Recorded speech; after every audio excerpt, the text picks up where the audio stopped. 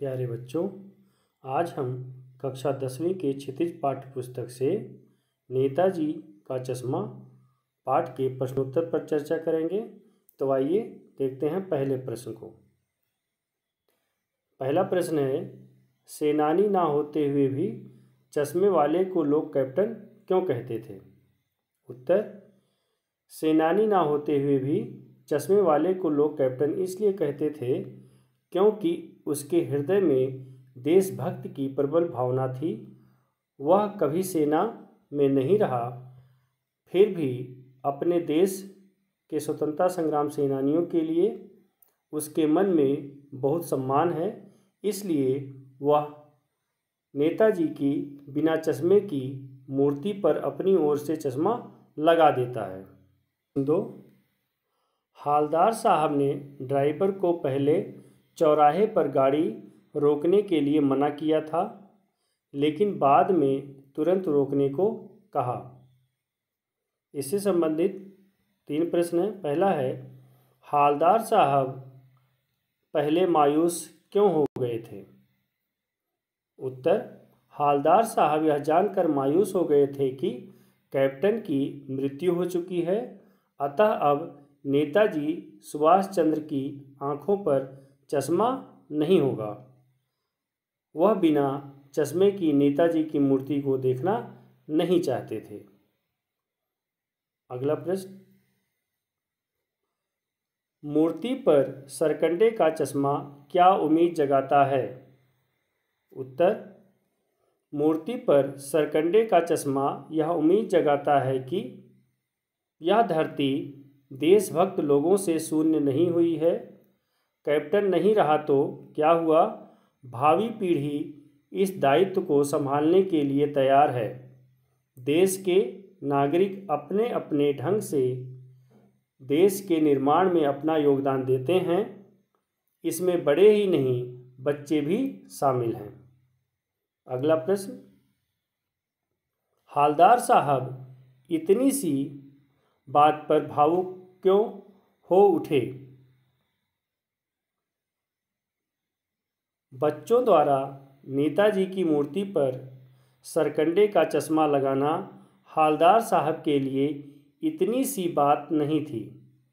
यह बात उनके मन में आशा जगाती है कि कस्बे कस्बे में देशभक्ति जीवित है। देश की नई पीढ़ी में भी देशभक्ति की भावना है। यह सोचकर वे भावुक हो गए। तीसरा प्रश्न देखते हैं, आशय स्पष्ट कीजिए। बार बार सोचते क्या होगा उस कौम का जो अपने देश के खातिर घर गृहस्थी, जवानी, जिंदगी सब कुछ होम कर देने वालों पर भी हंसती है और अपने लिए बिकने के मौके ढूंढती है। उत्तर, लेखक की उपर्युक्त कथन का आशय यह है कि कैप्टन जैसे लोग ही देश के लिए आशा की किरण हैं। उस कस्बे में यदि कैप्टन नेताजी की मूर्ति पर चश्मा लगाता है तो लोग उस पर हंसते हैं, उसे पागल और सनकी कहते हैं। वहीं नगर पालिका के अधिकारी सिर्फ अपने नाम के लिए जल्दबाजी में नेताजी की अधूरी मूर्ति बनवा देते हैं। जहां ऐसे स्वार्थी लोग रहेंगे, उस देश का भविष्य अच्छा कैसे हो सकता है? चौथा प्रश्न, पान वाले का एक रेखा चित्र प्रस्तुत कीजिए। पान वाला स्वयं पान का भंडार था। सारा दिन वह अपने मुंह में पान दबाए रखता था। वह हंसमुख व मजाकिया स्वभाव का है। जब वह हंसता है तो उसकी बाहर निकली तोंद हिलती है और उसके काले लाल दांत दिखने लगते हैं। वह बात बनाने में माहिर है। तो यहाँ पर हमें उसकी कुछ विशेषताओं के बारे में लिखना है इस प्रश्न के उत्तर के रूप में। अगला प्रश्न, वह लंगड़ा क्या जाएगा फौज में, पागल है पागल। ये कथन है पानवाले का। कैप्टन के प्रति पानवाले के इस टिप्पणी पर अपनी प्रतिक्रिया लिखिए। उत्तर, कैप्टन के प्रति पानवाले की ऐसी टिप्पणी सर्वथा अनुचित एवं निंदा के योग्य है। कैप्टन शारीरिक रूप से अपाहिज और दुर्बल होने के बावजूद भी मन से बहुत सबल है। देशभक्त नेताओं के प्रति उसके मन में सम्मान का भाव है। पानवाले का ऐसा कहना उसकी संकीर्ण मानसिकता को प्रकट करता है, अतः उसका ऐसा कहना दुर्भाग्यपूर्ण है। अगला प्रश्न देखते हैं। पाठ से एक और महत्वपूर्ण प्रश्न है जो कई बार बोर्ड एग्जाम में पूछा गया है।